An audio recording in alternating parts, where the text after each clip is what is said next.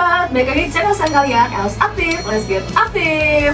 Nih, pas banget aku mau bikin konten tapi sambil ngopi. Aku pakai gelas dari Els Aktif. Kalau sobat-sobat mau pakai juga gelasnya dari Els Aktif, linknya ada di bawah sini ya. Enak banget loh, bisa kalian pakai untuk sambil kerja, bawa saat camping, dan lain-lain. Oke sobat, jadi untuk konten kali ini aku akan memberikan tips mengenai untuk cara naik gunung bagi pemula yang pastinya inspiratif, edukatif, dan mudah kalian praktekkan. Penasaran videonya seperti apa? Tonton terus video sampai habis.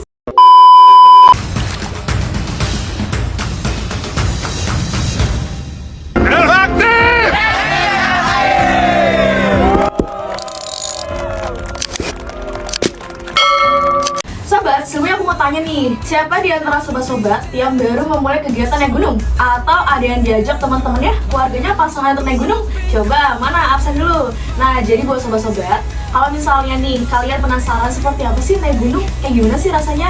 Kalian harus tonton ini ya, karena ini berguna banget. Karena kalau misalnya kalian naik gunung, pemula, itu jangan sekedar FOMO atau ikut aja. Karena bener-bener ada beberapa yang harus kalian persiapkan. Yang pertama, tips dari aku nih, apa tuh? Jadi sobat-sobat harus mempersiapkan yang paling pertama ya, apa? Mempersiapkan persiapan fisik dan mental. Selain fisik, sobat-sobat juga harus mempersiapkan mental loh. Seperti apa? Jadi yang pertama, kalian itu harus menguasai diri kalian, kemampuan kalian. Kalian tuh baru pemula, kira-kira cocoknya ke gunung apa? Jangan kalian paksain ke gunung yang tidak untuk pemula, karena itu bahaya banget ya. Jadi kalian harus sesuaikan dengan kemampuan diri kalian masing-masing nih sobat.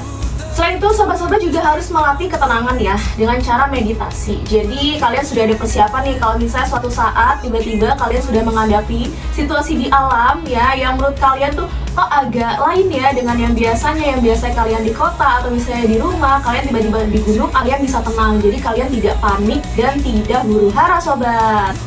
Tips yang kedua dari aku, sobat-sobat, kalian juga harus mengenai rute dan medan perjalanan saat mendaki gunung. Jadi kalau misalnya nih, kalian seorang pemula, kalian harus cari rute yang cocok ya kalian naiki, seperti di Gunung Andong, Papandayan, dan lain-lain. Kalau misalnya kalian ngerasa, wah ini kayaknya nggak cocok buat pemula, jangan ya. Jadi kalian harus tahu, oh ini yang buat cocok pemula nih, gunungnya ini. Dan kalian juga harus memperkirakan waktu perjalanannya, trekkingnya itu berapa lama. Kalau misalnya emang tubuh kalian sobat-sobat ya, yang pemula, nggak sanggup nih, pas lihat, wah ternyata 8 jam perjalanan, kayaknya gue nggak sanggup. Nah nggak apa-apa, kalian boleh coba alihin ke gunung lain, atau misalnya persiapan fisik dan mentalnya itu lebih diperkuat lagi sobat. Seperti itu ya, jadi jangan ada paksaan. Tips yang ketiga nih sobat, jadi untuk tips yang ketiga, jangan lupa ya checklist perlengkapan dasar seperti tas, sepatu, pakaian, jaket, P3K, makanan, minuman, dan lain-lain. Jadi jangan sampai kalian kekurangan cadangan minuman, makanan, ataupun pakaian. Dan buat pakaian, kalian harus pilih yang quick dry ya, jangan yang berbahan katun. Untuk jaket, kalian juga harus pilih yang jaket outdoor ya. Jangan sekedar jaket untuk hangout atau apa, pokoknya kalian harus sesuaikan dengan jaket yang untuk outdoor, seperti itu. Yang keempat sobat, tips nutrisi dan snack. Jadi kalau untuk snack ya, pilih makanan yang enak dan tahan lama nih. Contohnya seperti granola bar, kacang-kacangan, buah kering, dark coklat, dan lain-lain. Dan aku juga menambahkan tips hidrasi ya, seperti air plus elektrolit untuk hindari kram. Tips yang kelima, jangan lupa sobat, pastinya tetap cek cuaca dan tetap menggunakan etika saat mendaki. Nah sobat-sobat, kalau misalnya keadaannya kalian belum mendaki, kalian jangan paksakan kalau misalnya tiba-tiba hujan ataupun berkabut ya, karena bahaya banget, apalagi kalau misalnya kalian seorang pemula. Tapi namanya cuaca ya, kan kita nggak pernah tahu. Kalau misalnya posisinya memang sudah mendaki, tiba-tiba hujan atau berkabut, kalian harus tetap ya lindungi tubuh kalian dengan jas hujan, dan jangan lupa untuk tetap dalam satu jalur bersama teman-teman. Nah untuk etika saat mendaki, kalian harus tetap berbagi jalan ya dengan pendaki lain loh, jangan egois. Dan jangan lupa juga kalau misalnya kalian mendaki bersama teman, jangan pernah ninggalin teman-teman kalian. Apalagi kalau misalnya kalian tidak menjaga omongan, itu bahaya banget. Jadi harus tetap menjaga omongan dan perilaku ya.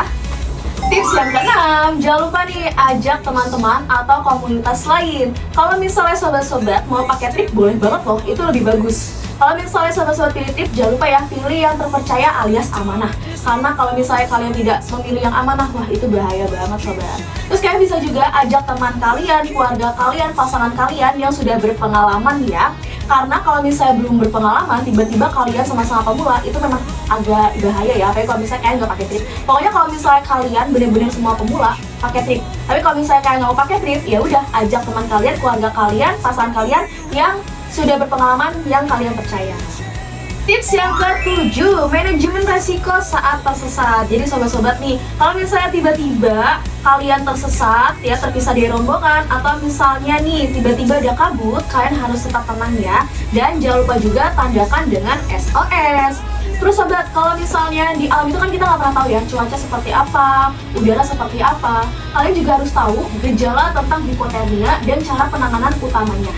Sobat, yang ke-8, aku punya tips sedikit ya untuk kalian kalau misalnya ada camping juga saat mendaki. Jadi kalian juga harus pilih lokasi saat membangun tenda itu yang datar nih. Jangan yang banyak batu atau berkelok-kelok. Pasti nanti tuh agak susah ya. Dan kalian pasti nanti kalau misalnya tidur juga pastinya takutnya agak keganggu gitu.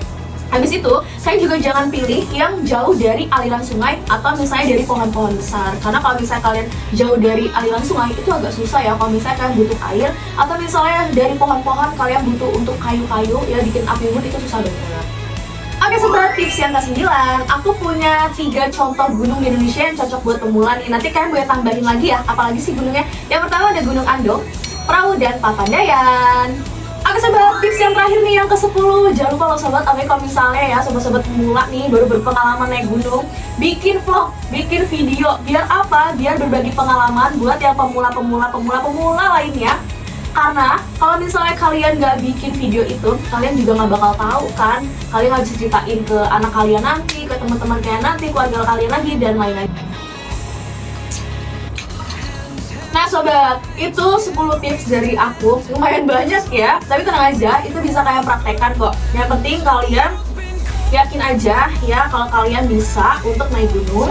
Persiapannya udah matang. Terus kalian yang paling penting itu jangan lupa izin sama orang tua, itu penting banget ya. Buat sobat-sobat, kalau misalnya punya tips lainnya lagi, boleh banget loh bantu aku ya, komen di bawah sini. Ini berguna banget, apalagi buat pemula-pemula nih. Apalagi aku juga pemula ya. Nah sobat-sobat, kalau misalnya mau produk-produk dari EOS Active ya, butuh produk dari EOS Active seperti tas, jaket, dan lain-lain ya, langsung klik aja linknya. Dan untuk gelasnya ini juga bisa kalian beli ya. Ini aku minum kopi nih. Nah buat sobat-sobat yang belum like, bantu like-nya. Yang belum share, bantu share sebanyak-banyaknya. Subscribe juga dan nyalain lonceng notifikasi. Kita ketemu lagi di konten selanjutnya EOS Active, let's get active. Semoga tips aku berguna ya. Bye-bye.